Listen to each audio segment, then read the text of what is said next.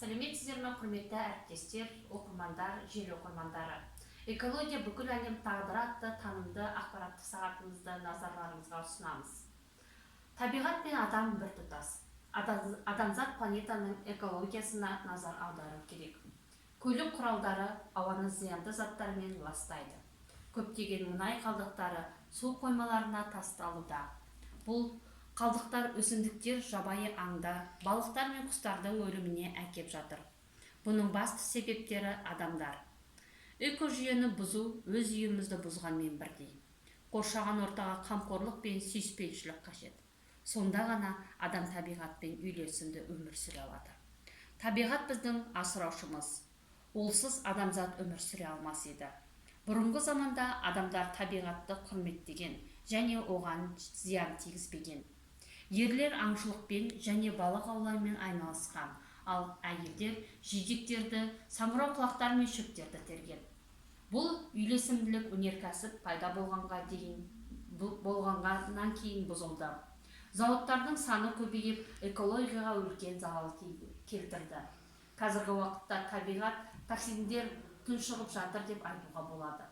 Көптеген жануарлардың жойылып кетуі мүмкін. Ол ормандар аяусыз кесілуде. Планетамызға экологиялық апат қаупі жақындап келеді. Сондықтан нәзік табиғатымызға мейірімді болайық. Табиғаттың көмегімен жаратылған әлем бірнеше миллиард жыл бұрын пайда болып, сансыз тіршілік иелеріне өмір сыйлады. Біз оның маңызды бөлігіміз. Мұны ешқашан ұмытпауымыз керек. Өкінішке орай қоршаған ортаның ластануы және жануарлар санының азаюы адамның іс-әрекетінен туындаған.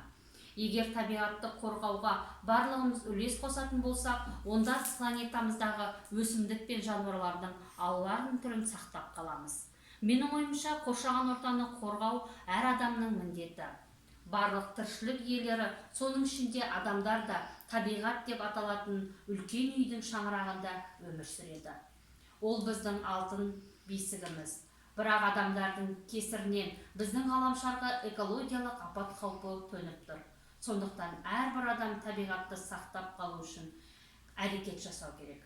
Ешқашан жерге қоқыс тастамаңыз. Оны мұқият орап, қоқыс жинайтын арнайы орындарға апарыңыз.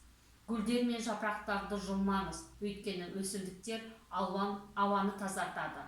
Жазғы күндері пикникке шықсаңыз, міндетті түрде отты сөндіріп кетіңіз, себебі орман өртеніп кетуі мүмкін. Біз табиғатқа қамқорлықпен қарауымыз керек. Назарларыңызға рахмет.